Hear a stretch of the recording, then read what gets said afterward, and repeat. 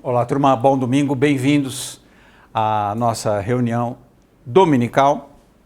Desejamos então que as rosas floresçam em vossa cruz. Com as bênçãos de São Pedro e Porto Ferreira. Vamos caminhar para a astrologia aula número 57, Astrologia Rosa Cruz. E continuaremos analisando o filme Pobres Criaturas ou Pobres Coisas, de Yorgos Lanthimos. Então a questão central do filme, uma delas pelo menos é, quem somos nós nesse gigantesco laboratório de Deus? God win. Deus que no final das contas vai vencer. Deus, todo mundo sabe, é ascendente leão. Ele é um ditador, ele é um tirano. Se você não fizer a vontade dele, você dança. O Pai Nosso começa assim. Pai Nosso, seja feita a vossa vontade. Porque se você quiser fazer a sua vontade, você vai se dar mal. É uma tirania. Não há liberdade. Livre-arbítrio é uma ilusão para a gente achar que pode fazer alguma coisa. Por isso que esse filme maravilhoso fala sobre livre-arbítrio. E nós, no final da interpretação desse filme, vamos discutir se esse livre-arbítrio existe ou não. Se ela foi obrigada, Bela, o personagem central, foi obrigada a fazer o que fez ou realmente escolher fazer o que ela fez. Se ela teve escolha. Uma vez que ela acabou voltando para o próprio laboratório do pai. Qual o propósito da experiência humana? O que nós estamos fazendo aqui? Quantas vezes teremos que retornar a esse plano de existência? Reconstruir o corpo, o cérebro. Quantas vezes morreremos e seremos ressuscitados? Como estamos experimentando a nós mesmos na complexa universidade da vida? Quais são as aulas, os cursos, a grade curricular dessa universidade? Como o veículo físico que encarnamos manifesta nosso nível de evolução? Por exemplo, uma pessoa bonita, rica e inteligente como eu, certamente já estou num nível bem avançado. Mas quem é pobre, feio e burro, em que nível está? É uma pergunta que nós temos que fazer. O que foi, Gabi? Nada. Deus, God, evolui através dos diversos veículos, a biodiversidade conhecida, de todas as ondas de vida existentes. Deus evolui através dos minerais, através dos vegetais, dos animais e dos humanos. Isso dentro do mundo visível no planeta Terra, porque existem seres que nós não vemos ainda, que também coabitam conosco. E Deus, Godwin, o Deus vencedor, evolui através de tudo aquilo que ele cria. É genial isso. Imagina se a gente entender a casa 5 do nosso mapa como o laboratório de Godwin também. Eu vou evoluir através daquilo que eu crio. Tudo que eu crio é uma extensão do meu ser. É uma maneira de eu perceber quem eu sou.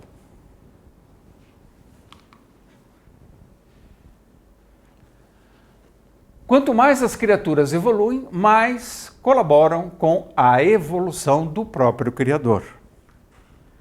Então existe uma corrente de convecção, o movimento respiratório, de expansão e retração, um vai e vem, um pêndulo.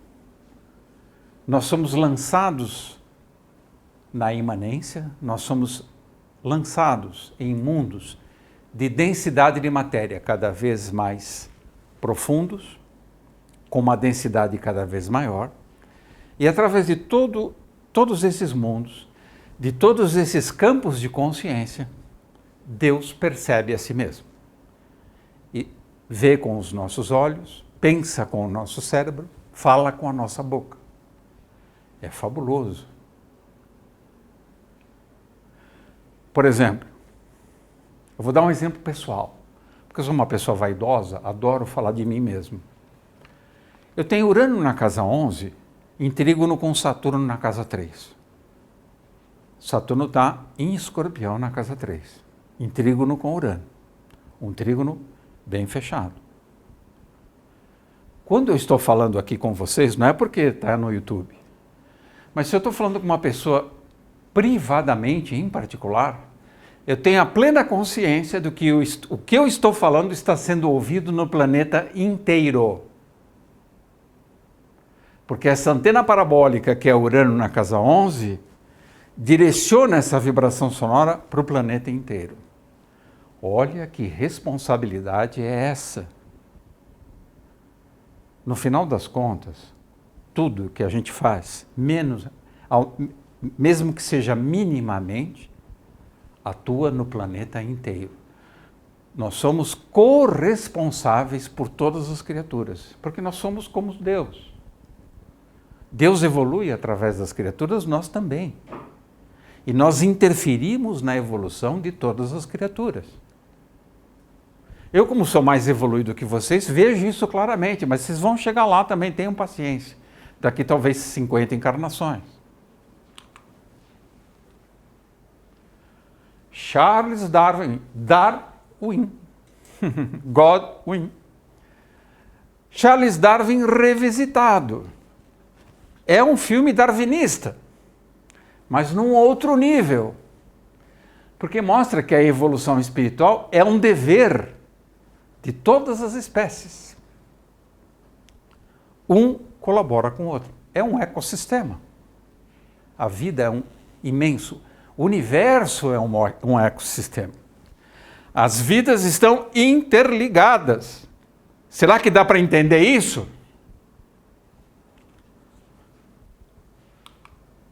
Mapa de Charles Darwin. Claro, é revolucionário, Sol em Aquário. Saturno conjunção Netuno no ascendente Sagitário. Trabalhou profundamente com a vida. O que ele tem em Escorpião? Urano, conjunção cabeça de dragão. Olha o que ele tem no signo de Peixes. Também mexer com as profundezas da vida. Mercúrio, Plutão e Júpiter. Por isso que Darwin é o que é. É uma pessoa que redirecionou a mente humana. Mudou a forma do ser humano pensar a própria vida e a forma. E a evolução. Ninguém está falando que se ele está certo ou errado. Nós estamos falando do impacto que ele teve sobre a humanidade. Tal como Freud. Tem gente que não gosta de Freud, mas não pode negar que o século XX é freudiano. O século XX é um século sexualizado. E até hoje continua sendo o século XXI. Então, o Dr. Godwin, que é uma reedição de Darwin, necessita de corpos para realizar experimentos, tal como Deus. Deus está fazendo uma experiência com todos nós aqui, todos nós que assistem o canal, que assistimos o canal. Todos nós pertencemos ao laboratório divino. E Deus vencerá. Não adianta a gente lutar contra. Eu não gosto disso, não concordo com aquilo. Essa coisa de mundo espiritual é só fuga. Deus não existe, Deus existe. Você pode brigar o quanto você quiser. O fato é que, no final das contas, Deus triunfa. Inexorável.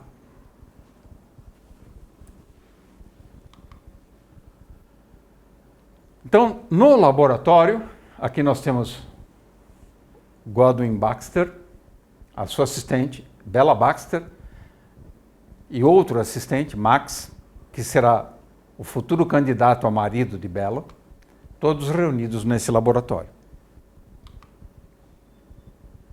Os corpos veículos, a diversidade de formas, são o campo de evolução dos espíritos, e cada espírito é uma fagulha de Deus que porta a imagem e semelhança do seu Criador.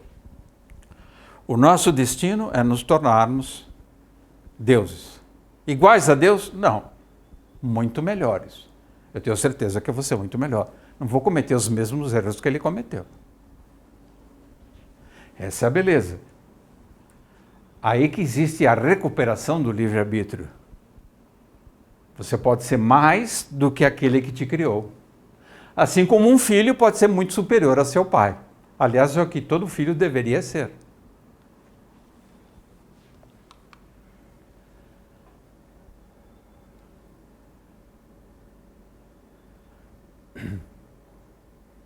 Então, quando nós renascemos, e o signo de Áries é o símbolo do renascimento, do ovo, do óvulo, do sêmen, com a presença de Marte, um planeta masculino, fálico, nós recebemos o impulso de evoluir e explorar, tal como Bella Baxter. E no final, o Deus que criou Bella vai receber novamente Bella depois de ela ter percorrido todo o zodíaco, toda a animalidade.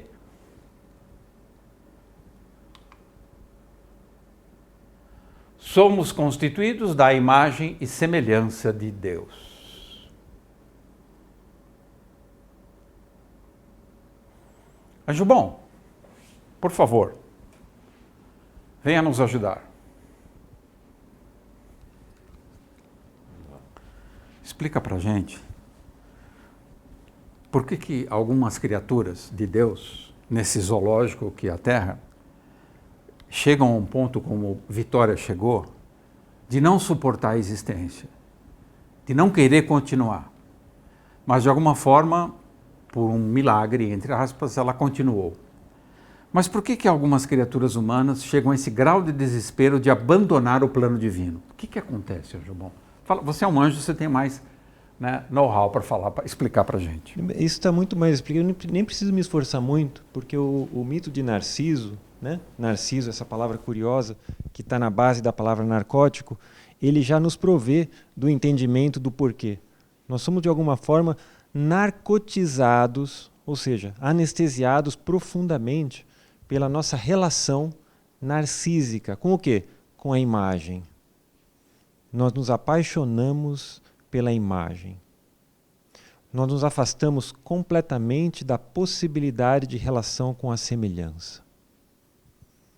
E se apaixonar-se pela imagem, e com todo o equívoco que a imagem propõe, uma vez que ela é temporária, e a perda da relação com aquilo que é essencial, ou seja, com aquilo que é eterno, que diz respeito à semelhança, é que está por trás dessas situações extremas de crise, onde a pessoa tenta resolver o mundo ao seu modo, acredita que é a sua força que vai fazer com que as pessoas vão para frente, acredita que aquilo que ele faz é que faz com que as coisas aconteçam, esquecendo que aquilo que acontece à nossa volta simboliza tudo aquilo que é potência para a recuperação da nossa semelhança, e para a recuperação da semelhança, muito mais do que inconformidade, nós precisamos de aceitação, está por trás de situações extremas onde a pessoa chega à beira do colapso.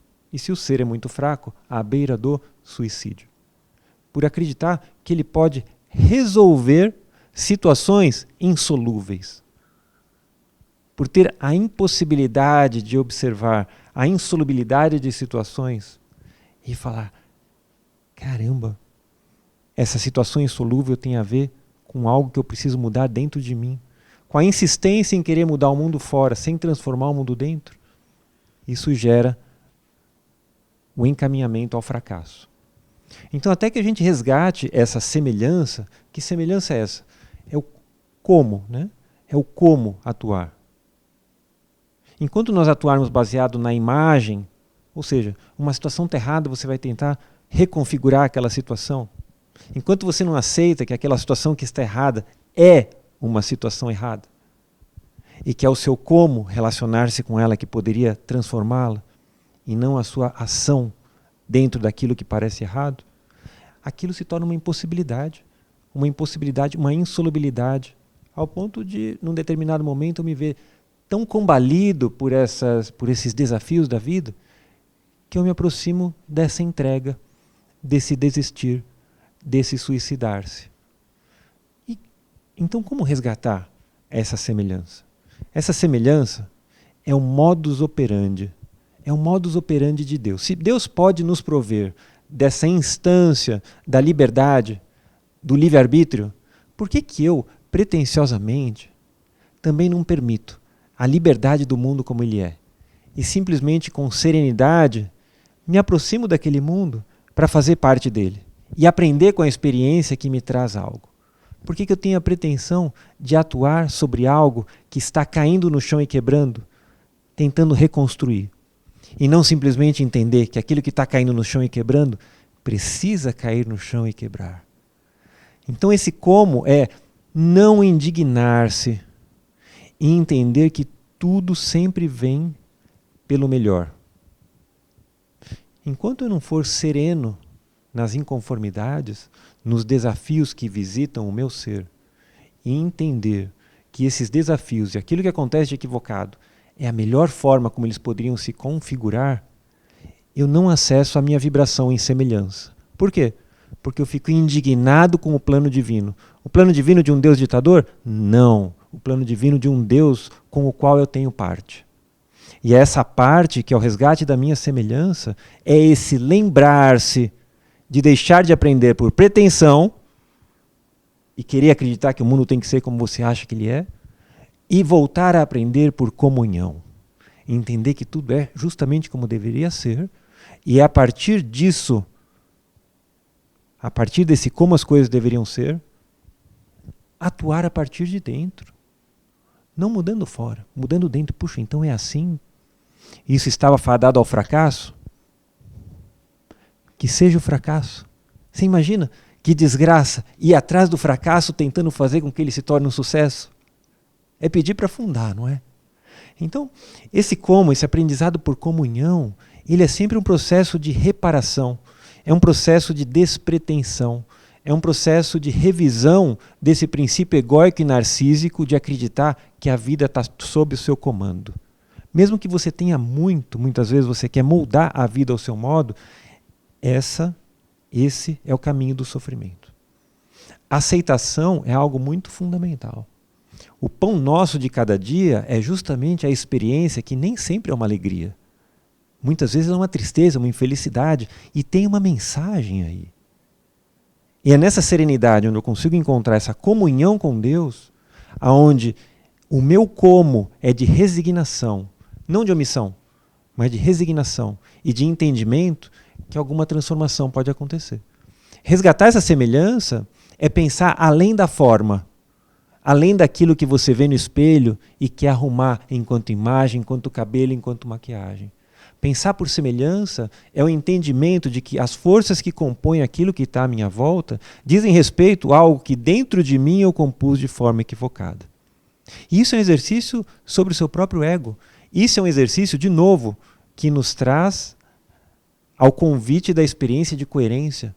Na medida em que eu encontro as minhas incoerências, na medida em que eu me torno coerente, o mundo vibratoriamente vibra coerentemente.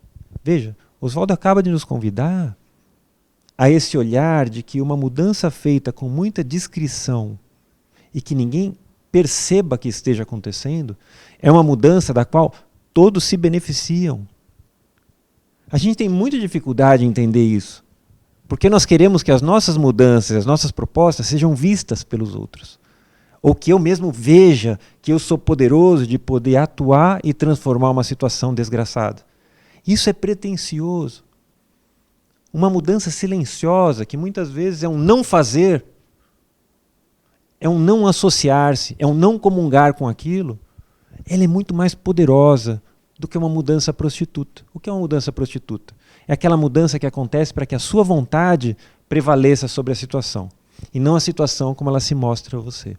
Então a forma como a gente comunga o mundo também permite uma experiência de Deus de entendimento de qual parte eu tenho com Ele. Porque, curiosamente, nós temos um laboratório interno onde a gente pode atuar e nós temos um laboratório externo que a gente pode observar como que essa composição interna se mostra biograficamente falando. Como que a minha escrita de vida se compõe dentro do trabalho que eu fiz no meu laboratório interno. Então, se eu me basear apenas no meu aspecto superficial, no meu aspecto narcísico, no meu aspecto egóico, eu sou só imagem. Quanto mais eu demorar para buscar uma relação com a semelhança que eu tenho com Deus, mais eu estarei em direção a uma sensação interna de esvaziamento, mesmo que na vida eu seja um ser bem-sucedido. Porque tem seres muito bem-sucedidos hoje em vida e que são desgraçadamente esvaziados internamente. Tanto que precisam de recursos artificiais para fazer com que os seus neurotransmissores deem a sensação de alegria. Seja as drogas psicodélicas, sejam as medicações que são vendidas nas farmácias. Né? Então, até que eu busque esse reencaminhamento à semelhança, nós estamos num beco sem saída. E esse encaminhamento à semelhança diz respeito a uma prática espiritual consistente. Independente das instituições estarem corrompidas, eventualmente, a observação de seres coerentes podem nos reconduzir à nossa própria coerência. Então busquemos seres coerentes. Se eu conviver com seres incoerentes, a pressão gravitacional dessa incoerência sobre o meu próprio ser é inexoravelmente gigantesca. E eu posso ser arrastado para o fundo do abismo. Busquem seres coerentes. Amorosamente, sem mal querer aqueles que vão em direção ao abismo. É uma escolha pessoal. Às vezes, para subir, tem que bater no fundo do poço. Não é simples alcançar um modo semelhança, porque precisa da ferramenta da fé. Nem todo mundo está disponível a entrar em relação com conhecimentos que estejam além daquilo que os 5 sentidos propõem. Fidelizar, atuar a partir da experiência de fé, acreditar na possibilidade de uma relação de coerência com o divino é uma impossibilidade para a grande maioria de nós. Só acreditamos no que nós vemos. E por isso queremos parecer bem na fita. Por isso somos narcisos disfarçados. Enquanto formos narcisos disfarçados, narcotizados disfarçadamente, não há como. Eu sou narciso assumido, desculpa. Então você está bem. Você é coerente no seu narcisismo. Né? O seu naufrágio vai ser muito peculiar. Na medida do seu narcisismo e aquilo que ele te propõe. Né? E é muito bacana, porque você sendo narcisista, seus amigos poderão, a partir da sua experiência pessoal, compreender até onde esse narcisismo desenha para a gente um caminho. Para a gente poder escolher segui-lo ou, na melhor das possibilidades, que o caminho que você escolheu nos sirva de alerta. Então veja, mesmo a experiência narcísica coerente pode inspirar aqueles que estão à nossa volta. É maravilhoso, maravilhoso. Mas narciso é um narcótico. Então quanto mais a gente puder evitar a escolha narcotizante, talvez seja mais interessante. Né? Obrigado, Angel. Obrigado você. Então Deus triunfa é um arcano do tarô. É o arcano do triunfador, daquele que sabe conduzir os seus veículos, sabe dominar tanto a sua natureza espiritual quanto a sua natureza animal e irascível. Ele consegue lidar com o humano e o bestial. Então ele triunfa. Saber lidar não é eliminar. O arcano deixa claro, as duas naturezas coexistem, sempre. Não há como eliminar nada do universo. Lavoisier já disse isso há muito tempo. Tudo apenas se transforma, nada é eliminado. Então, o filme também trata da soberania do homem sobre a natureza animal. Tanto é que uma das coisas peculiares do filme de Lanthimos, Pobres Criaturas, é a habilidade de criar seres híbridos. Ou seres fabulosos, ou seja, componentes de uma fábula, que são meio animais, metade animais e metade humanos, tal como um centauro, que é o símbolo de Sagitário, o ascendente de Yorgos Lanthimos. Então, Godwin, a arte de triunfar e conduzir. Nós temos que criar essa perícia, essa habilidade de conduzirmos corretamente, adequadamente, coerentemente, como disse o Ricardo, a nossa existência. Então, dissecação da vida.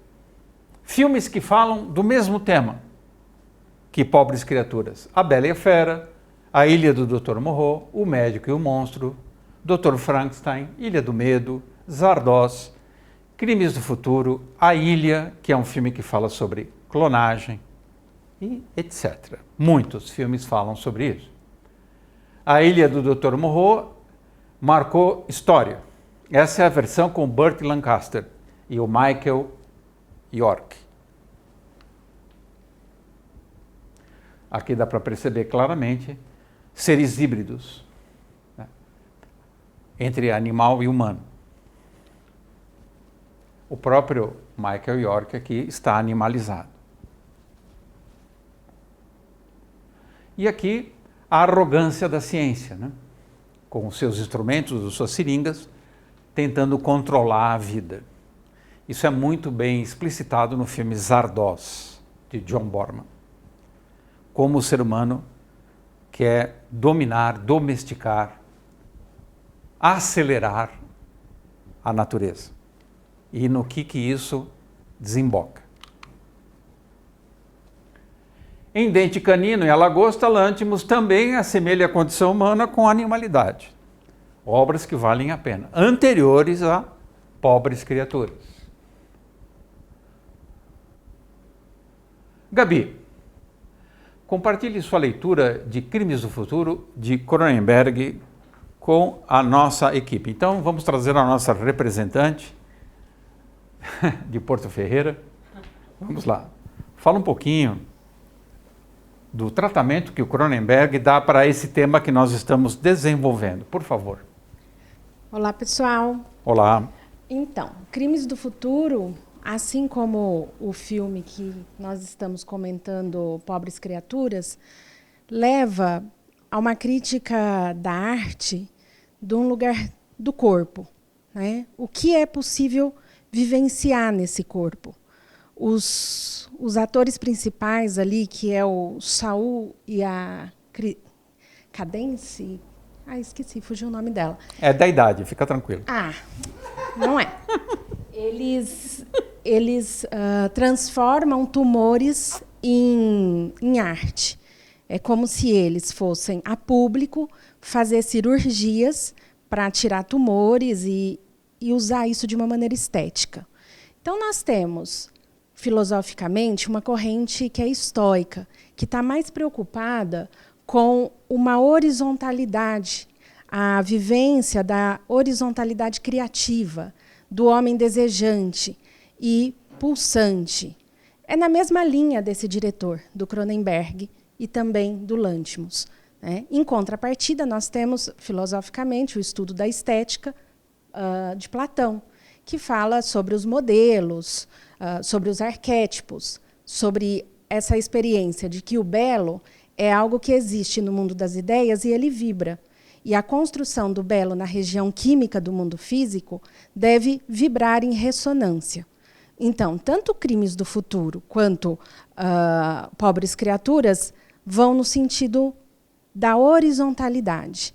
E como a vida imita a arte, nós estamos chegando num momento em que a humanidade abre mão dessa visão platônica e transcendental para viver esses limites e colocar a força desejante, as pulsões, os nossos mais íntimos desejos à flor da pele. Eu acho isso incrível, incrível mesmo, porque é um homem mais real. É brutal, mas é um homem mais real. Mas também bastante perigoso. No filme Crimes do Futuro, a estética é tenebrosa, né? As locações são lugares antigos, destruídos pelo tempo. A sociedade é uma sociedade no limite. É como se a gente vivesse tempos sombrios, que a própria Hannah Arendt, nas suas obras, disse que aconteceria, pela falência de todas as tradições. Então é isso, nós somos cristãos, a Fraternidade Rosa Cruz é cristã, e gosta de olhar os dois lados, porque nós lidamos com o conhecimento.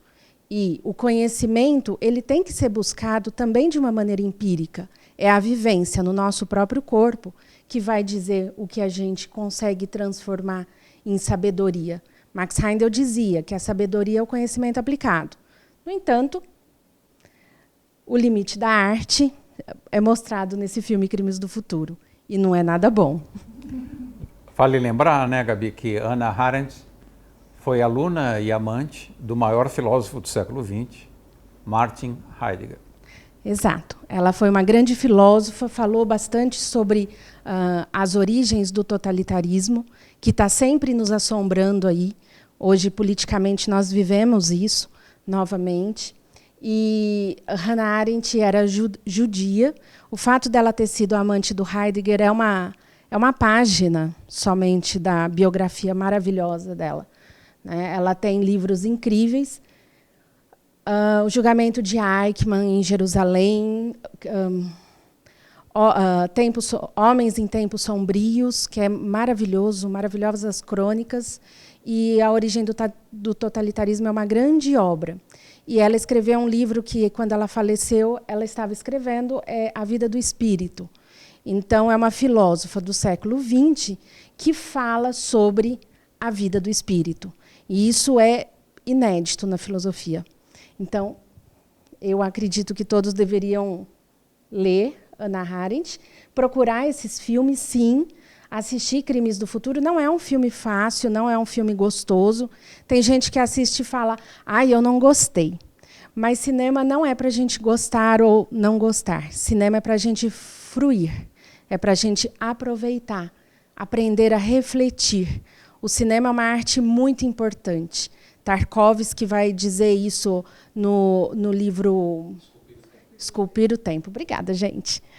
Esculpir o Tempo. E é uma arte que pode realmente plasmar as coisas mais espirituais nesse plano e nos mostrar, de antemão, o que a humanidade pode virar.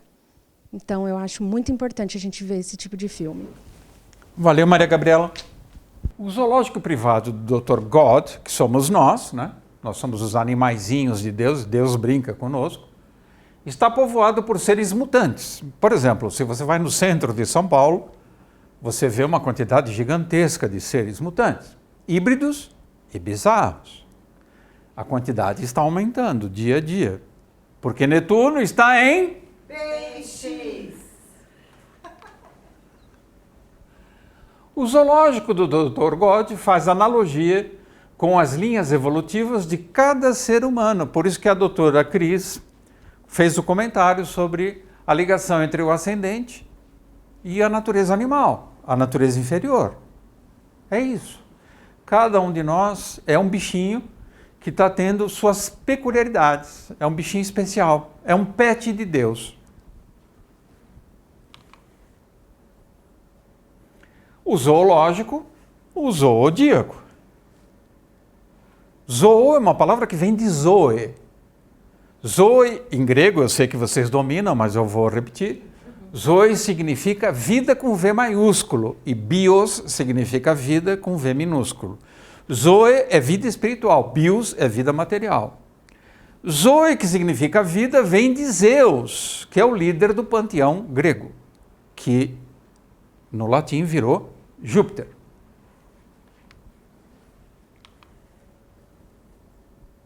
Eu adoro dar essas aulas e expressar minha sabedoria. Então, a zoo é essa roda viva, essa roda da vida, onde nós temos que evoluir. Pessoal, enfia isso na cabeça. Essa é a nossa gaiola. Não dá para sair daqui de dentro. Mas eu não gosto de astrologia. A minha religião não permite. Azar seu, meu amigo. Vai morrer burro. Nasceu burro, vai morrer burro. Quem não sabe astrologia não sabe o que está fazendo na Terra. E depois que você estuda astrologia profundamente, você percebe que você mora nessa gaiola. O que eu faço para sair dela? Aonde está a porta? Essa é a questão. No centro da gaiola. Muito bem! A saída, como disse Jung, qual é a saída do mandala? O centro. O centro do mandala.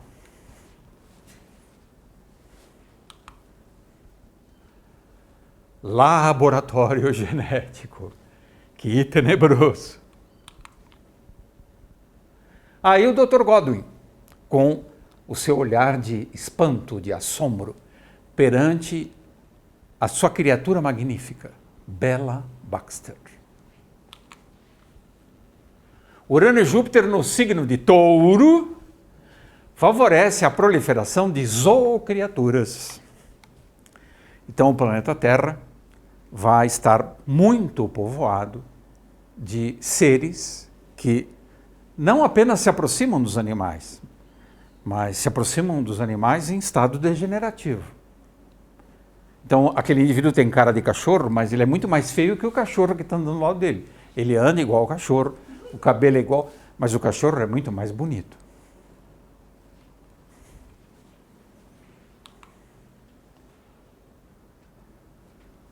Prosseguiremos então com o filme, por favor, quem não assistiu ainda, assista o filme Pobres Criaturas ou Pobres Coisas de Órgãos Lântimos. Muito obrigado por estarem acompanhando o canal e desejamos de coração que as rosas floresçam em vossa cruz. Na vossa também. Obrigado. Se você gostou do nosso vídeo, se inscreva no canal e ative o sininho. E compartilhe com os amigos. Que as rosas floresçam em vossa cruz. Na vossa também. Obrigado.